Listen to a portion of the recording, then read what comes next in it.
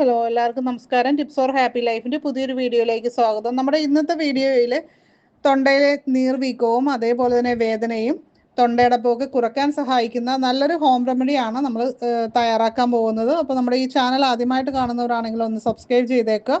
അതേപോലെ തന്നെ bell icon click ചെയ്തിട്ട് ഓൾ ഒന്നുകൂടി സെലക്ട് ചെയ്യുക.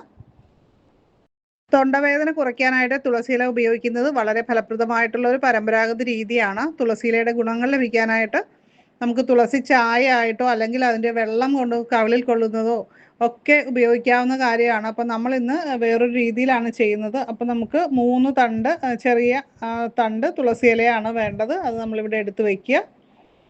അത് നന്നായിട്ടൊന്ന് കഴുകി വേണം എടുക്കാനായിട്ട് കേട്ടോ. പിന്നെ അടുത്തായിട്ട് വേണ്ടത് ഒരു ചെറിയ കഷ്ണം ഇഞ്ചി. നമ്മളിവിടെ നാടൻ ഇഞ്ചിയാണ്, അതുകൊണ്ട് ചെറിയൊരു പീസ് ഇഞ്ചിയാണ് എടുത്തിരിക്കുന്നത്. പിന്നെ ഒരു 9 കുരുമുളക് എടുത്തിട്ടുണ്ട്.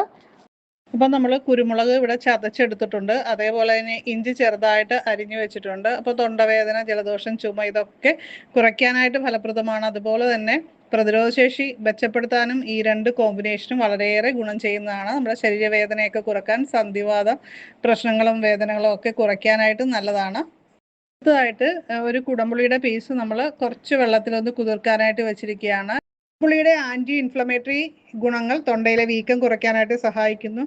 അപ്പോൾ ഒരു പീസ് നമ്മൾ കുടംപുളി കൂടി ഇതിൽ ചേർക്കുന്നുണ്ട്. അതൊന്ന് വെള്ളത്തിലൊന്ന് കുതിർക്കാനായിട്ട് വെച്ചിരിക്കുകയാണ്. കുടംപുളിയിട്ട വെള്ളം നമ്മൾ ഗാർഗിൾ ചെയ്യുന്നതൊക്കെ തൊണ്ടവേദനയ്ക്ക് പെട്ടെന്ന് ആശ്വാസം കിട്ടുന്ന കാര്യമാണ്. അല്പം ഉപ്പ് ചേർത്തിട്ട് നമുക്ക് അതേപോലെ ചെയ്യാം. പിന്നെ നമ്മൾ അടുത്തതായിട്ട് 2 ഗ്ലാസ് വെള്ളം എടുക്കുന്നുണ്ട്. അതിലേക്ക് നമ്മൾ എടുത്തു വെച്ചിരിക്കുന്ന ചതച്ച കുരുമുളകും അതേപോലെ ഇഞ്ചിയും തുളസിയിലയും കുടംപുളിയുടെ പീസും കൂടി ചേർത്തിട്ട് നമ്മൾ അടപ്പത്ത് വെച്ച് ഒന്ന് തിളപ്പിക്കാനാണ് പോകുന്നത്. തിളച്ച് വരുന്ന പരുവത്തിന് നമുക്ക് ഒരല്പം മഞ്ഞൾപ്പൊടി കൂടി ഇതിലേക്ക് ചേർത്ത് കൊടുക്കാം.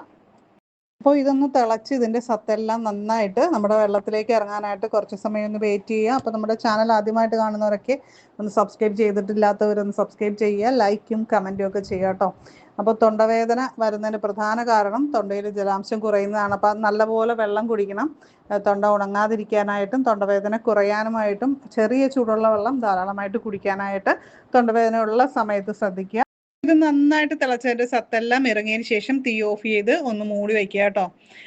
പിന്നെ ഇത് ഉപയോഗിക്കുമ്പോൾ ശ്രദ്ധിക്കേണ്ട ഒരു കാര്യം, ഇപ്പോൾ അസിഡിറ്റി ഉള്ളവരാണ്, പെട്ടെന്ന് അസിഡിറ്റി വരുന്നവരാണെങ്കിൽ ഈ കുടംപുളിക്ക് പ്രശ്നമുള്ളവരെ കുടംപുളി ഒഴിവാക്കിയിട്ട് മറ്റത് മാത്രമായിട്ട് ഉപയോഗിക്കാം.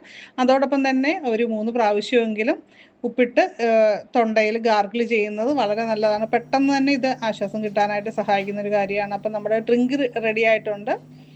ചെറിയ ലെവൽ പലതവണകളായിട്ട് നമ്മൾ കുടിക്കുക. അപ്പോൾ ഈ വീഡിയോ മറ്റുള്ളവരിലേക്ക് ഉപകാരപ്പെടുമെന്ന് നിങ്ങൾക്ക് തോന്നുന്നുണ്ടെങ്കിൽ തീർച്ചയായും ഇതൊന്ന് ഷെയർ ചെയ്ത് കൊടുക്കുക.